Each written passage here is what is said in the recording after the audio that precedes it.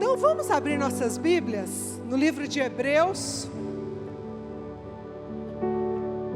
Livro de Hebreus, capítulo 2, versículo 1. E eu preciso dar um recado de Deus para você.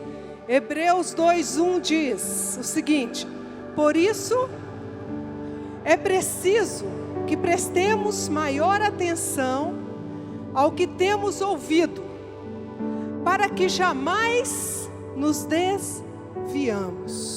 Interessante que o escritor de Hebreus, ele diz que nós devemos prestar atenção naquilo, maior atenção ao que temos ouvido. Nós vivemos em dias onde nós recebemos muita informação. As mídias sociais, a internet, temos TV, temos rádio, mas principalmente a internet, ela facilita a chegada de notícias, chega o tempo todo na sua caixa de mensagem, você vê pelo Twitter, você acessa pelo Facebook, você acessa por outras redes sociais, e você tem muita informação. Eu li alguma coisa que foi feita pelo Google. Eles dizem que cerca de 50% daquilo que você lê na internet é falso. Eu não sei você, mas já aconteceu comigo, de você receber uma mensagem, um texto, achar interessante, passar para frente, aí a pessoa fala: não, bispa, isso aí não é verdade. Todos nós vivemos uma experiência assim, não é só uma vez, é 2 vezes, 3 vezes. E nós somos pessoas crédulas, principalmente nós que somos cristãos, que nascemos de novo, nós somos treinados para acreditar sempre, não é verdade? Nós somos treinados para isso, para acreditar no nosso líder, acreditar na palavra de Deus, acreditar nas mensagens que nós recebemos. Mas Paulo está dando uma advertência aqui que eu quero trazer hoje para sarar a nossa terra. Cuidado com aquilo que você tem ouvido. Cuidado com informações que chegam até você.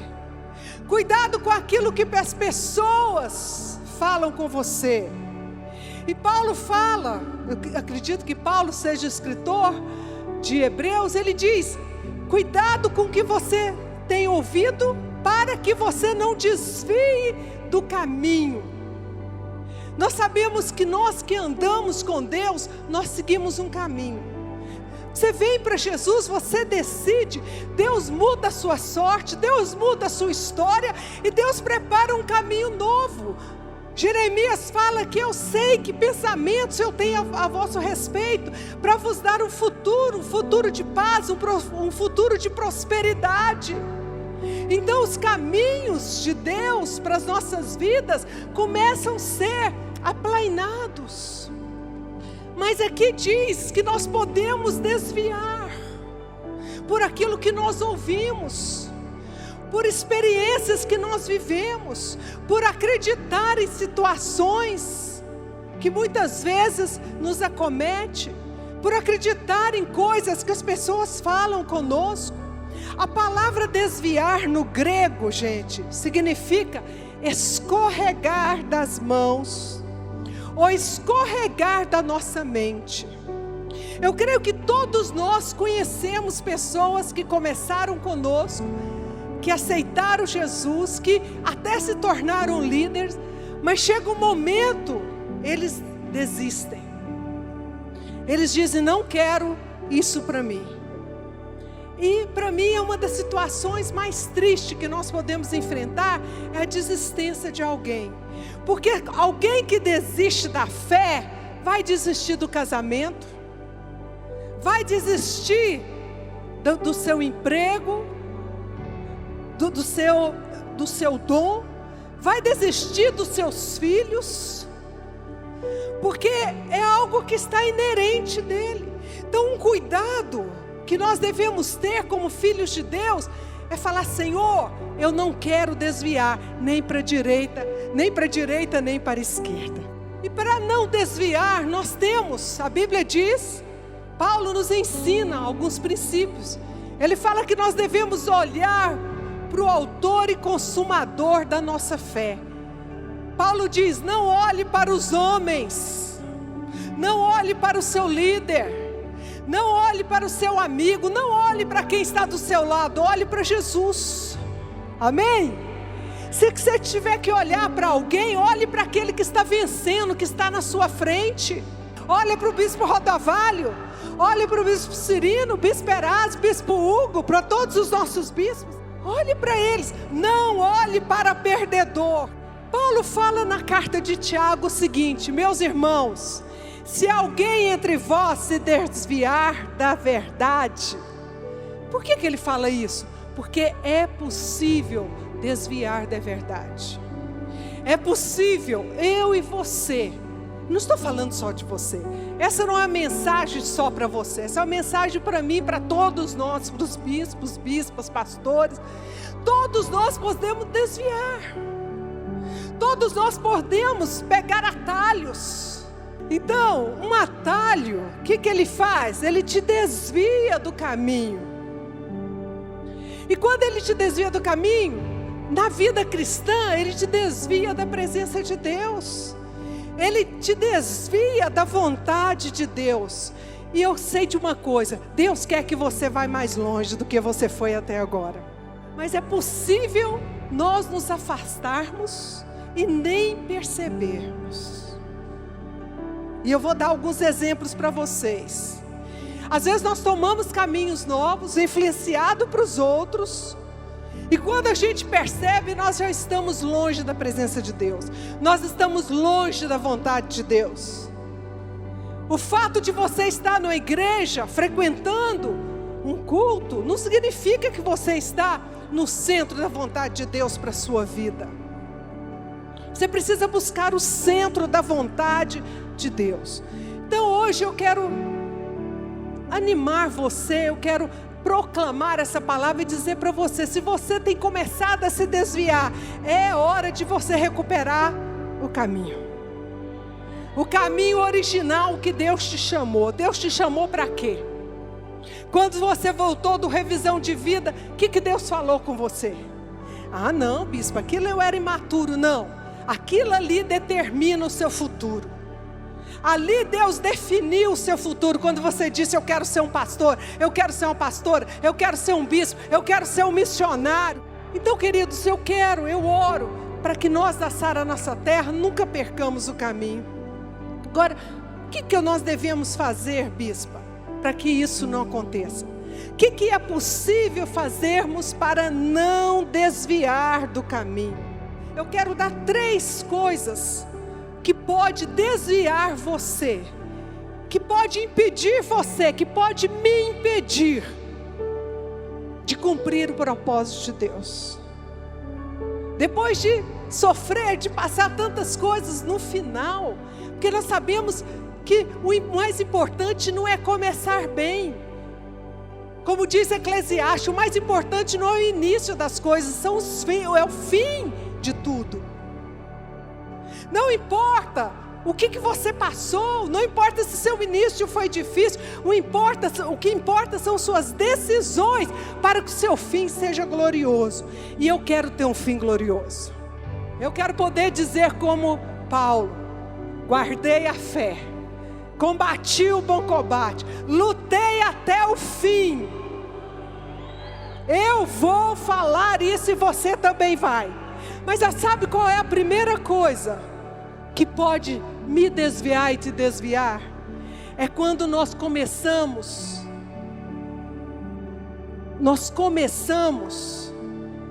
a achar que tudo é normal. Achar que as coisas que eram especiais e que são especiais se tornam normal. Achar que o pecado é normal, começa por aí. Achar que a presença de Deus, que um culto, que uma célula é algo normal. Uma célula, um culto, uma celebração é um evento É um evento único. Cada dia que você ora, cada dia que você lê a sua Bíblia, é um momento único. Mas sabe o que acontece? Nós vamos nos envolvendo com tantas coisas, e nós acabamos distanciando daquilo que é importante. Oséias 11:7 tem um verso muito forte. Deus diz o seguinte: porque o meu povo é inclinado a desviar-se de mim, ainda que me chamam de Altíssimo, nenhum deles o exalta. Nós podemos chegar em momentos em nossas vidas, querida, que o estar no culto, estar numa célula, buscar a Deus, se torna religião. Está amarrado em nome de Jesus. Eu falo para Deus: Senhor, eu não quero nunca me tornar uma religiosa. Eu nunca quero ser aquela pessoa que faz por fazer. O que eu fizer para Ti, eu quero fazer com paixão. Então, quando nós nos acostumamos com a presença de Deus, quando nós nos acostumamos com aquelas pessoas que são preciosas para nós, você se acostuma com seu cônjuge, você trata ele de qualquer forma.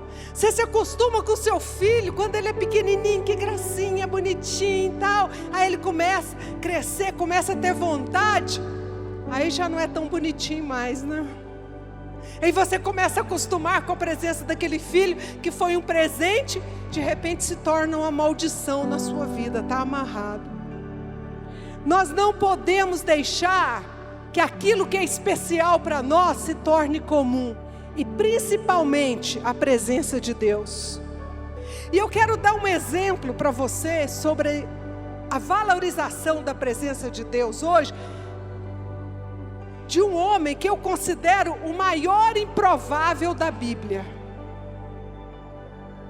É um dos maiores, tem vários improváveis. Para mim ele é um dos maiores improváveis. O nome deste homem não é um nome muito comum. Nós usamos o nome dele muito quando vamos abrir células, por causa da arca do Senhor na sua casa. O nome dele é Obed-Edom. Obed-Edom nos dá uma lição sobre sempre valorizar aquilo que é especial. É interessante porque a arca, que simboliza a presença de Deus, a glória de Deus, a arca no tabernáculo que Deus mandou Moisés construir, a arca colocada ali no meio, simbolizava o próprio Deus no meio do seu povo. E nós sabemos, tem uma história toda, por que a arca chegou na casa de Obed-Edom. Chegou por um acidente. Como muitas vezes o evangelho chega na sua vida por acidente. Muitas vezes, como o chamado de Deus para o ministério chega e você parece um acidente. Para Deus não existe acidente, mas para o homem muitas vezes parece um acidente. A Bíblia diz que nos dias do sacerdote Eli foi o 13º juiz de Israel, e o penúltimo juiz. Depois dele teve só Samuel, e depois Israel começou a ter reis. E durante a época de Eli, o sacerdote Eli é aquele sacerdote que a mãe de Samuel estava orando, e ele pensou que ela estava bêbada, lembra dele? E ele fala com ela e fala que Deus vai conceder o que ela estava buscando. E nos dias de Eli, queridos, acontece algo muito diferente. A arca do Senhor, a arca de Deus, no tempo de Josué, ela era sempre levada à frente nas batalhas. E era levada à frente das batalhas, e o povo não estava desviado dos caminhos. Mas quando o povo começou a desviar dos caminhos, a arca não era mais levada nas batalhas. Os juízes que começaram a julgar Israel não eram tão fortes como Otoniel, não eram tão fortes como a liderança de Josué. E acontece algo em 1 Samuel 4:11, que faz com que Obed, então, se torne o improvável. Por quê? A Bíblia diz em 1 Samuel 4,11 que os filisteus pelejaram contra Israel e Israel foi derrotado. E foram mortos naquele dia, nos dias de Eli, o sacerdote, 30.000 homens. E os filhos de Eli foram mortos, e a Bíblia diz que a arca do Senhor foi tomada. Os filisteus não só derrotaram, como levaram a coisa mais preciosa. Mas se a arca de Deus estava no meio deles, por que os israelitas não foram vitoriosos? Sabe por quê? Porque eles levaram aquela arca como uma religiosidade. Porque eles já estavam se desviando do caminho de Deus. Porque a arca já não tinha para ele o simbolismo que deveria ter, a realidade que deveria ter. E eles levaram a arca, os filisteus. E sabe o que aconteceu? Queridos, a arca ficou 7 meses entre os filisteus. E vocês sabem o que aconteceu. Levaram, colocaram na casa de Dagon. E a arca apareceu no outro dia. O Dagon apareceu no outro dia com dobrado, caído, com o rosto em terra perante a arca.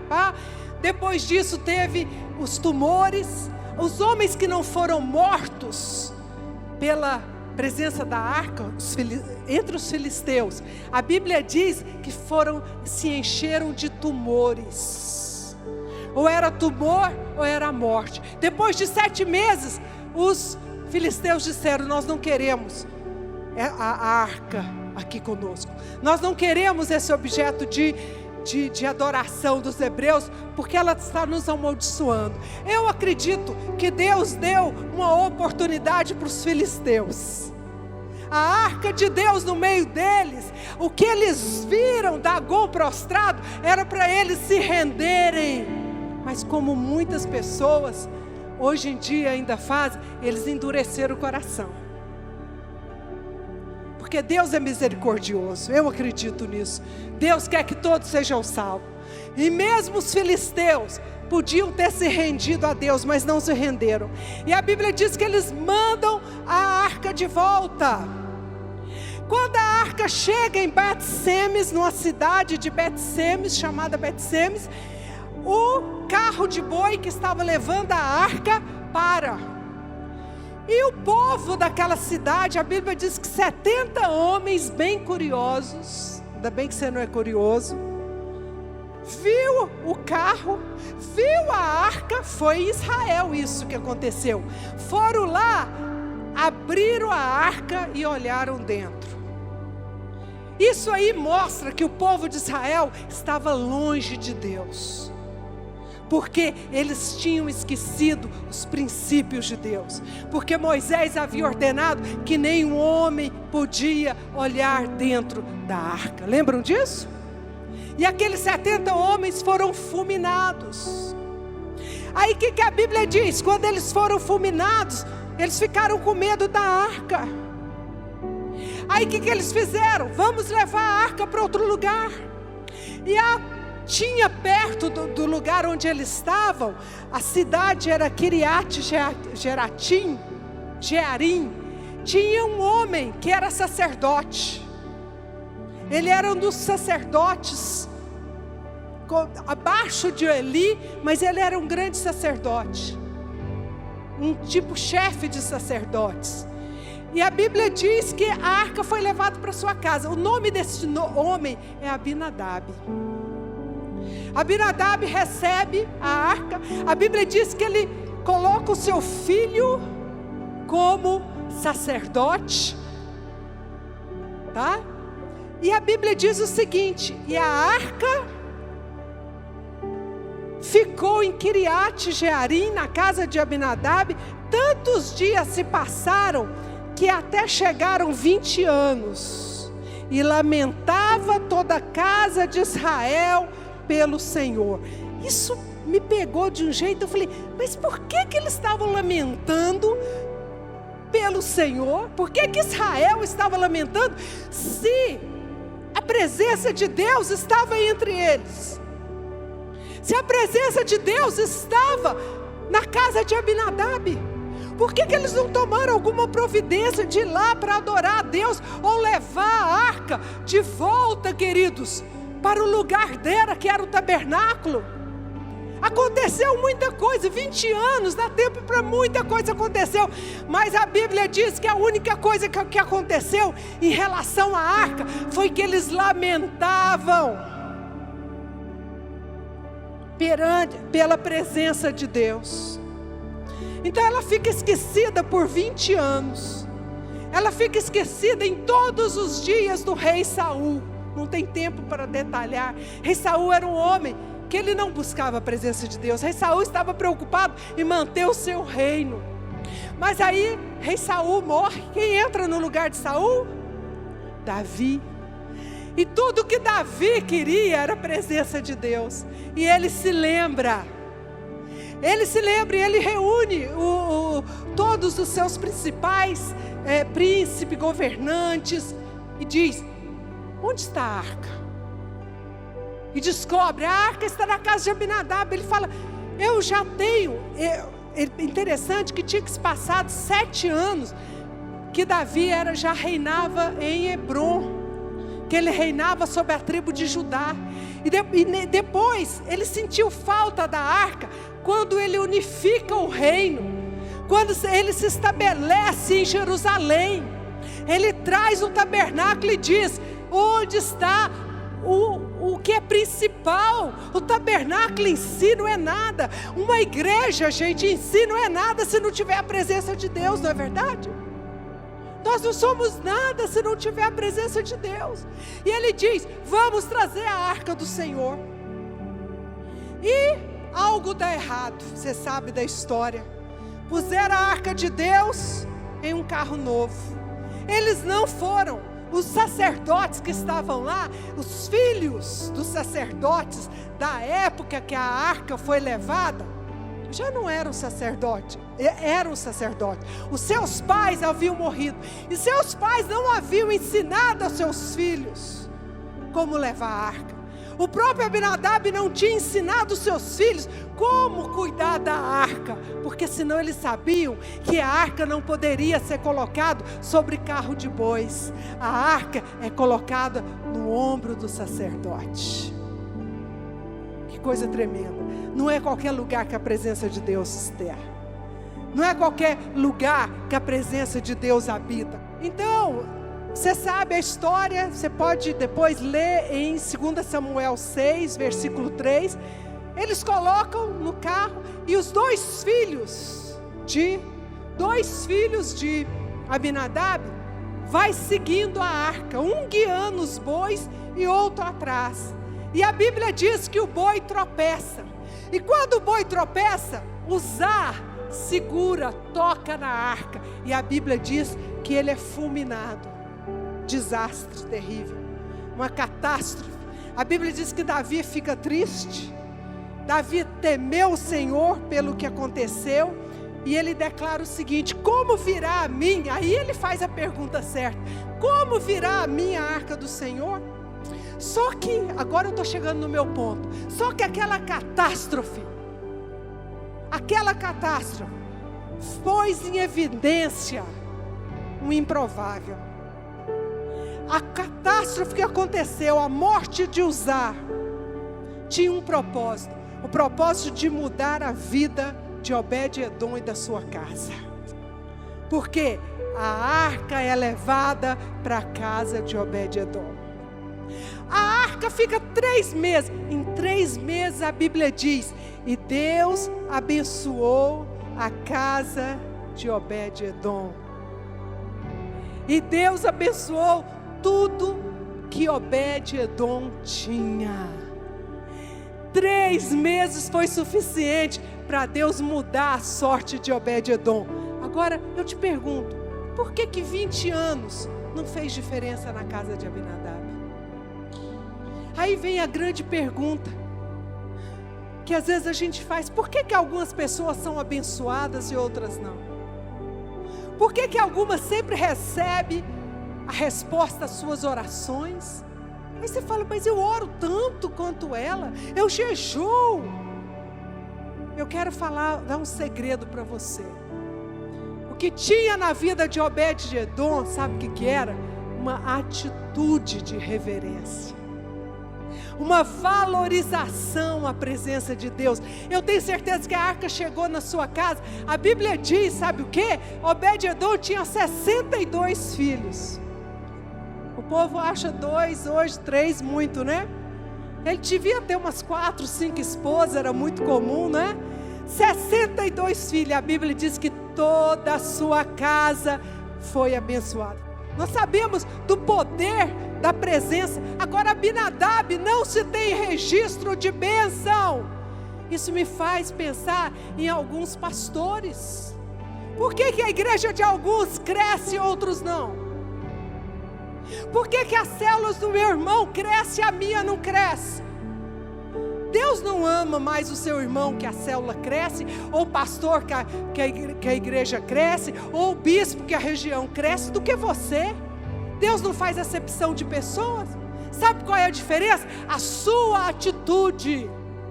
Agora, sabe quando você começa a desviar e você começa a virar Abinadab? Quando você vem para o culto, tipo uma religião. Estou lá, tem que ir, meu líder fica enchendo a paciência.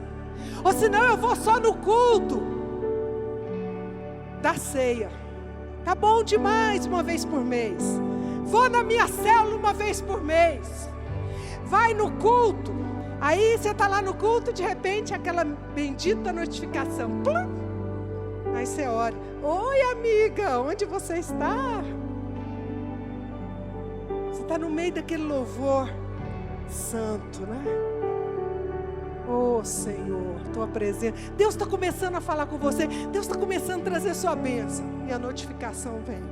Queridos, eu não quero notificação de homens, eu quero notificação de Deus. Eu quero tudo que Deus tem para mim. E você precisa estar na presença de Deus atento. Você começa a desviar assim.